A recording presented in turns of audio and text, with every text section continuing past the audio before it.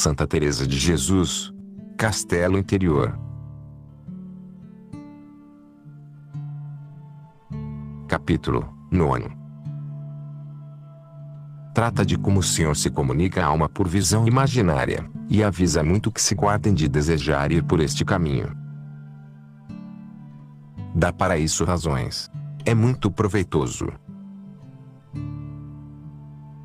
Venhamos agora às visões imaginárias, que dizem ser aquelas em que o demônio se pode meter mais do que nas já ditas, e assim deve ser, mas, quando são de Nosso Senhor, de algum modo me parecem mais proveitosas, porque são mais conformes ao nosso natural, salvo das que o Senhor dá a entender na última morada, que a estas nenhuma chega. Pois vejamos agora, como vos disse no capítulo anterior, como está presente este Senhor, é como se, num estojo de ouro, tivéssemos uma pedra preciosa de grandíssimo valor e virtude. Sabemos de certeza que está ali, ainda que nunca tenhamos visto, mas a virtude da pedra não deixa de nos aproveitar, se a trazemos conosco. E, conquanto nunca a víssemos, nem por isso a deixamos de apreciar, porque, por experiência, temos visto que nos tem sarado de algumas enfermidades para as quais é apropriada, mas não ousamos olhar para ela, nem abrir o relicário, nem podemos, porque a maneira de o abrir só a sabe a pessoa de quem é a joia e, ainda que nos-la tenha emprestado para que nos aproveitássemos dela, ficou-se com a chave e, como coisa sua, a abrirá quando nos-la quiser mostrar, e até a retomará, quando lhe parecer, como faz por vezes. Pois digamos agora que, algumas vezes a quer abrir por instantes para fazer bem a quem a emprestou. Claro está que depois ser-lhe-á de muito maior contentamento, quando se lembrar do admirável resplendor da pedra, e assim ela lhe ficará mais esculpida na memória. Pois, assim acontece aqui, quando Nosso Senhor é servido regalar mais a esta alma, mostra-lhe claramente a sua sacratíssima humanidade da maneira que ele quer, ou como andava no mundo, ou depois de ressuscitado.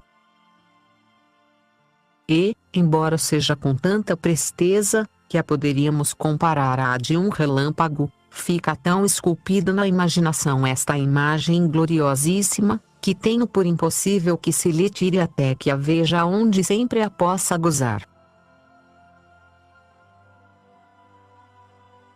Ainda que digo imagem, entende-se que não parece pintada quem a vê, mas sim verdadeiramente viva, e algumas vezes está falando com a alma, e até mostrando-lhe grandes segredos. Mas haveis de entender que, embora nisto se detenha algum espaço de tempo, não se pode estar olhando para ela mais do que se está fitando o sol, e assim esta vista passa sempre muito depressa, e, não porque o seu resplendor, como do sol, faça sofrer a vista interior, que é a que vê tudo isto, pois quando é com a vista exterior, não saberei dizer coisa nenhuma sobre isso, porque esta pessoa que digo, de quem tão particularmente posso falar, não tinha passado por isso, e do que não há experiência, mal se pode dar razão certa. Que seu resplendor é como uma luz infusa, e de um sol coberto de uma coisa tão transparente como um diamante, se pudera lavrar, como uma holanda parecem as vestes, e quase de todas as vezes que Deus faz esta mercê à alma, fica assim arroubamento, que não pode sua baixeza sofrer tão espantosa vista. Digo espantosa, porque, com ser a mais formosa e de maior deleite que uma pessoa possa imaginar. Embora vivesse 1000 anos e trabalhasse sem o pensar, porque vai muito além de quanto cabe em nossa imaginação e entendimento. A sua presença é de tão grandíssima majestade que causa grande espanto à alma. A ousadas, não é preciso aqui perguntar como a alma sabe quem é, sem que lhe o tenham dito, pois se dá bem a conhecer que é o Senhor do céu e da terra, o que não se dá com os reis cá deste mundo que, por si mesmos, em bem pouco serão tidos, se não vai junto deles o seu acompanhamento, ou se não dizem quem são. Ó Senhor, como vos desconhecemos os cristãos. Que será aquele dia quando nos vierdes julgar? Pois vindo aqui, tão de amizade, a tratar com vossa esposa, infunde tanto temor o olhar para vós. Ó filhas, que será quando, com tão rigorosa voz, disser, ide, malditos de meu pai?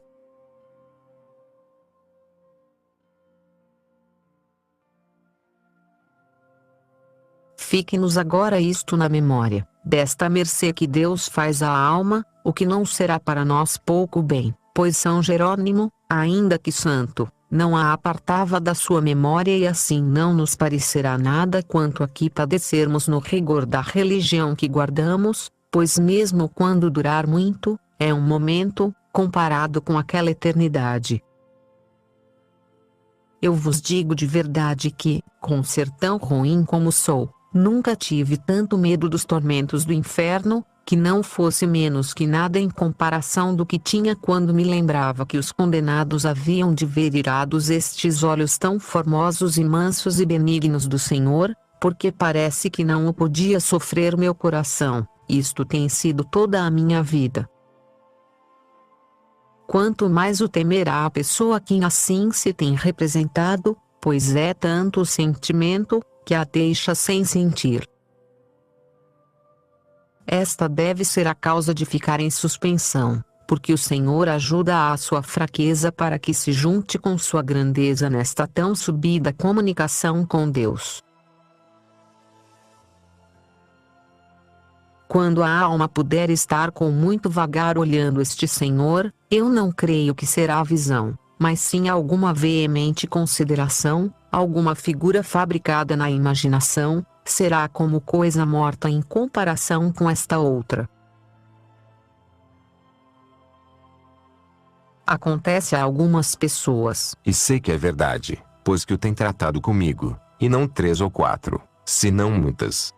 Serem de tão fraca imaginação, ou de entendimento tão eficaz, ou não sei o que é, que se embevecem na imaginação de modo que tudo o que pensam, lhes parece claramente que o veem. Se, porém, tivessem visto a verdadeira, entenderiam, sem lhes ficar dúvida alguma, o engano, porque elas mesmas é que vão compondo o que veem com a sua imaginação, e depois não faz isso nenhum efeito, mas ficam frias, muito mais do que se vissem uma imagem devota. É coisa que bem se entende que não é para fazer caso, e assim esquece-se muito mais do que uma coisa sonhada.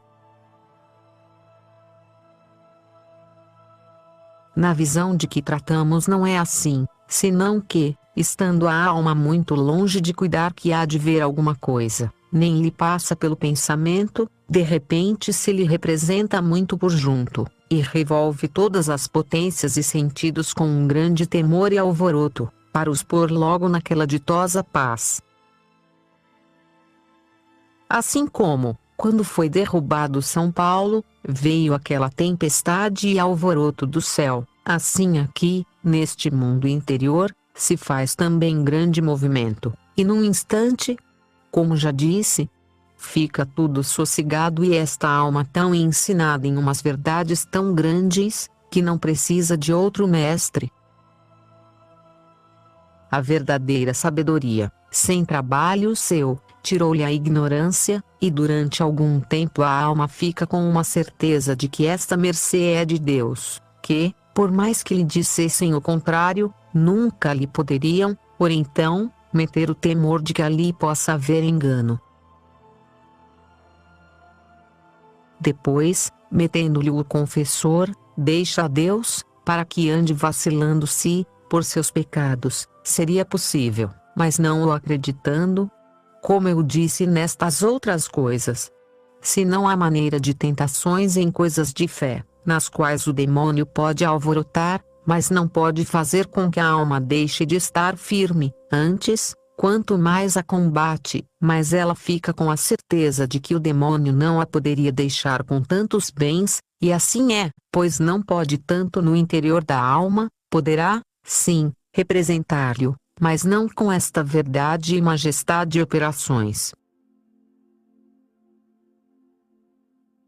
Como isto não pode ser visto pelos confessores, nem, porventura, aqueles a quem Deus faz esta mercê lhe saberão dizer, temem e com muita razão. E assim é mister ir com cuidado, até aguardar o tempo do fruto que dão estas aparições e ir, pouco a pouco, olhando a humildade em que deixam a alma, e a fortaleza na virtude, que, se é demônio, depressa dará sinal e o apanharão em 1000 mentiras. Se o confessor tem experiência e passou por estas coisas, pouco tempo precisa para o entender, pois logo verá na relação se é Deus ou imaginação ou demônio, em especial, se Sua Majestade lhe deu o dom de conhecer os espíritos, que, se o tem e se teta letras, embora não tenha experiência, o conhecerá muito bem. O que é muito preciso, irmãs, é que andeis com grande lhaneza e verdade com o confessor, não digo já em dizer os pecados, que isso claro está, se não em contar a vossa oração.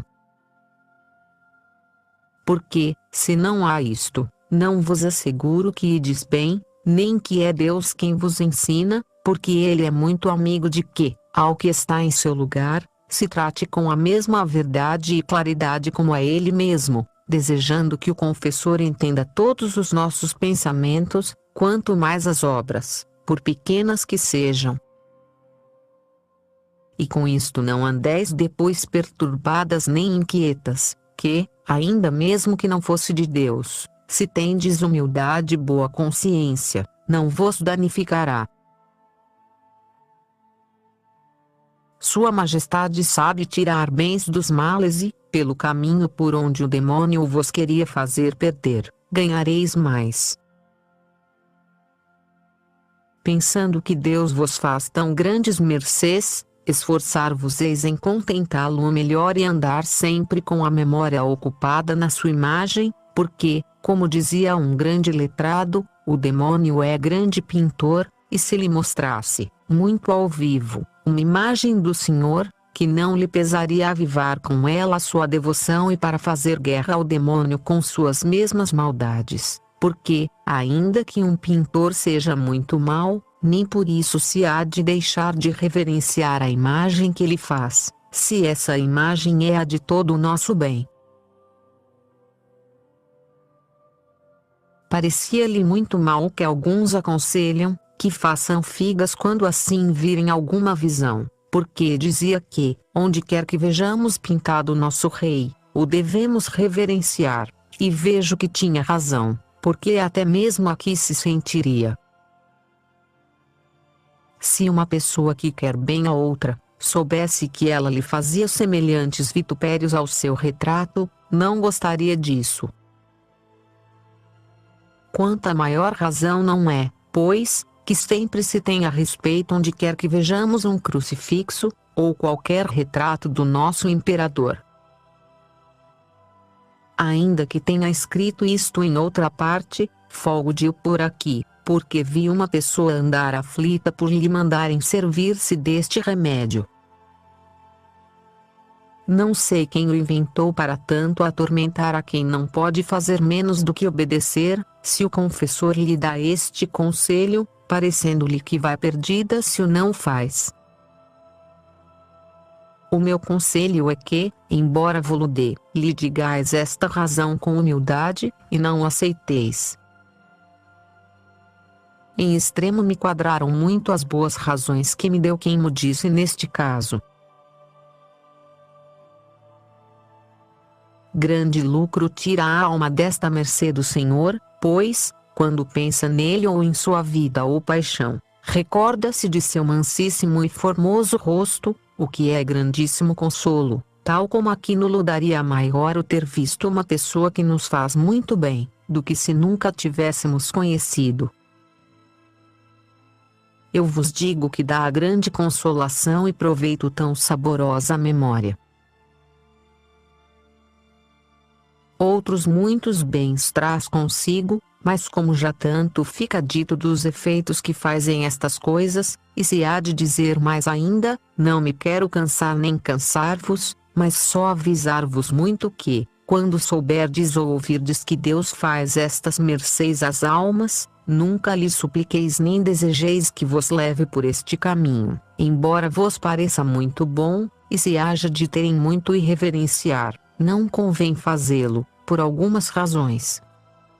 A primeira, porque é falta de humildade querer que se vos dê o que nunca haveis merecido, e assim creio que não terá muito a quem o desejar, porque, assim como um pequeno lavrador está longe de desejar ser rei, parecendo-lhe impossível, porque não o merece, assim também o está o humilde de coisas semelhantes, e creio eu que estas coisas nunca se darão, porque, primeiro que faça estas mercês, dá ao Senhor um grande conhecimento próprio. Pois, como entenderá, com verdade, que se lhe faz uma muito grande mercê em não estar já no inferno, quem tem tais pensamentos.